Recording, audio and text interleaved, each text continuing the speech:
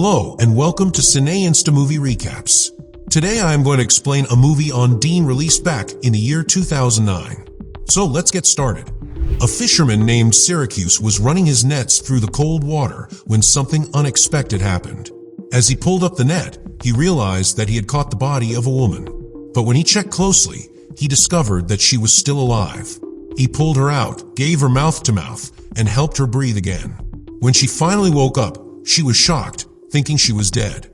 Syracuse wrapped her in a blanket to keep her warm and said he would take her to the hospital. But she refused. She didn't want anyone to see her. Syracuse respected that and assumed she might have lost her memory. He introduced himself, saying people called him Circus, like a clown. Since she didn't want to be seen, he took her to his late mother's abandoned house in an isolated area. He gave her his lunch, asked if she'd be fine alone, and then left for his next errand. Later, Syracuse went to his ex-wife's house to pick up his daughter Annie for her dialysis. Annie was disabled, and he carried her carefully. During the treatment, Annie asked for a story, and Syracuse told her about a fisherman who caught a woman in his net.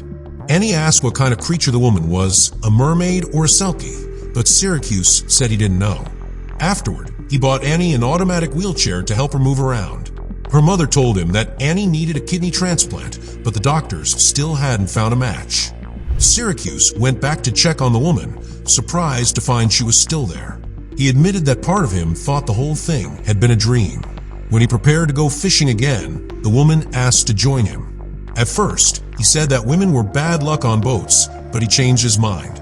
Out at sea, he asked if she remembered her name. She said he could call her Undine, a name from a story about a woman who came from the sea. Then, she began to sing a haunting song in a strange language. As she sang, Syracuse's traps began to fill with lobsters, something that almost never happened. He realized she might bring him luck.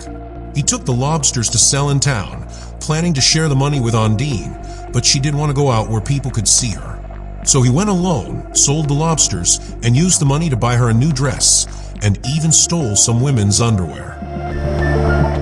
When he visited Annie again, he continued the story. Annie said that the woman must be a selkie, half human, half seal, who sheds her seal coat to live on land. She said the selkie's song was a way to talk to sea creatures. Annie didn't believe her father when he said it was just a story. Curious to know the truth, she followed his father. Later, Syracuse found Undine trying on his late mother's old shoes. She didn't know how to tie the laces, which she found strange. He gave her the dress, and she kissed him in gratitude. When he asked how long she'd stay, she said it depends on him. He told her she could stay forever. Annie, secretly watching everything, she started reading about selkies to understand more about them. Syracuse went to the church to confess. He told the priest he was an alcoholic who had been sober for 2 years, but his wife still drank. He wanted to get custody of Annie, but the law didn't allow it. He also confessed about stealing the underwear. When he mentioned Undine, the priest grew curious, but Syracuse didn't tell him where she was staying. Undine continued living at the old house, sometimes swimming in the nearby waters.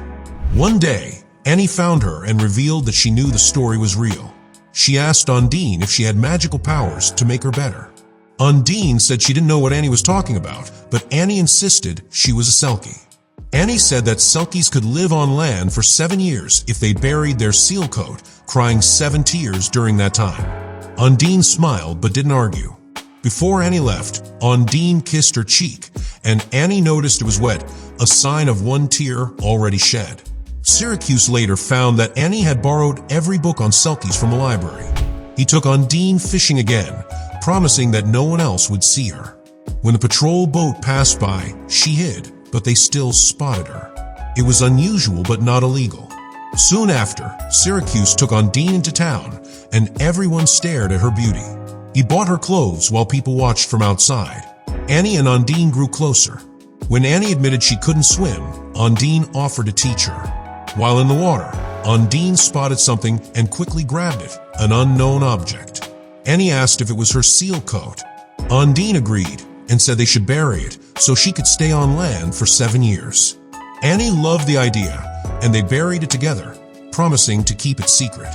Soon after, a dark-haired man arrived in town, asking about someone. Annie tested Undine's nature by jumping into the water.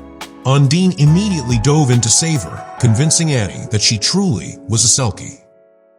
Meanwhile, Syracuse told Undine about his past, how he stopped drinking after finding Annie unconscious while her mother was passed out. He decided one of them had to stay sober. He was kicked out afterward and couldn't get custody because he was only a fisherman. After sharing his pain, the two grew close and made love. Later, Syracuse confessed again to the priest, saying that Undine brought him hope and luck, things he wasn't used to. But he feared it might all end badly.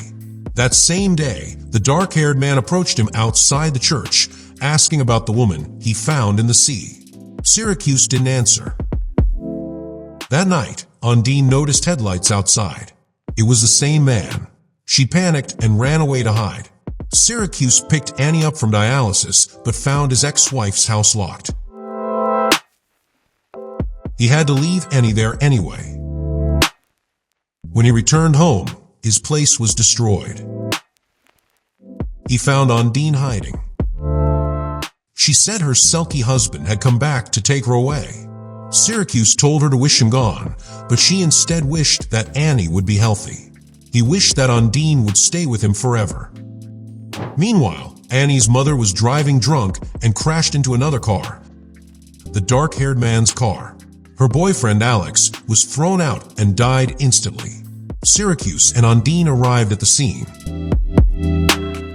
Annie was taken to the hospital, and the doctors discovered that Alex had been an organ donor and a perfect match for Annie. The transplant went ahead successfully.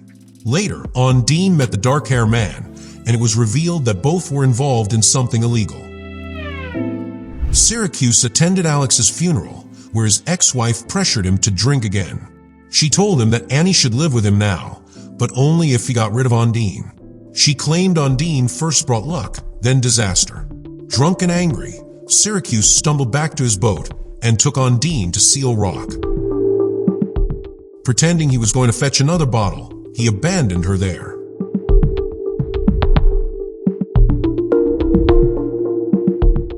Undine asked to say goodbye to Annie, but he refused. He told her that her kind and his didn't belong together. The next morning, Syracuse woke up in a tree where the priest helped him down. The priest told him that misery was easy, but happiness required effort. Syracuse picked Annie up from a hospital. When she asked where Undine was, he said her Selkie husband had taken her. Annie insisted that Undine would come back because she had left something behind.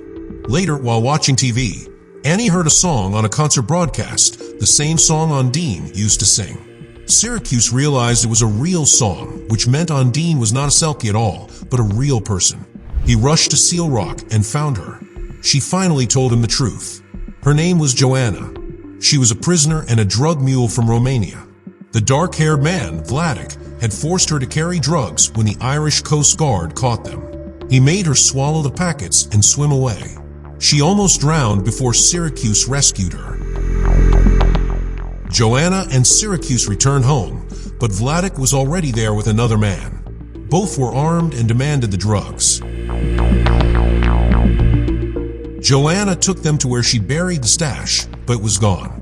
Annie then confessed that she had moved it, thinking it was Undine's seal coat. She didn't want anyone to find it because she wanted Undine to stay. Joanna promised Annie she'd stay if she told her where it was. Annie revealed she hid it in a lobster pot. When Vladik tried to pull the pot up, Joanna used the rope to knock both men into the water. Neither could swim, and they drowned. The police later arrived and arrested Joanna, while Syracuse and Annie went home. A few days later, Syracuse returned to the church. He told the priest that Joanna's court hearing was coming up, and since she wasn't a citizen, she would be deported. But if someone married her, she could stay. The priest smiled, knowing exactly what Syracuse meant. Soon after, Annie helped Joanna into her wedding dress. Syracuse put on his best suit. The three boarded his boat and sailed toward the ceremony. The whole town watched as Syracuse kissed his beautiful bride, the woman he once found in his fishing net. That's all for today's video. I hope you enjoyed it. Don't forget to subscribe for more awesome content, hit the like button to support the channel, and drop a comment if there's a movie you'd love us to recap next. Until next time, Take care and see you soon.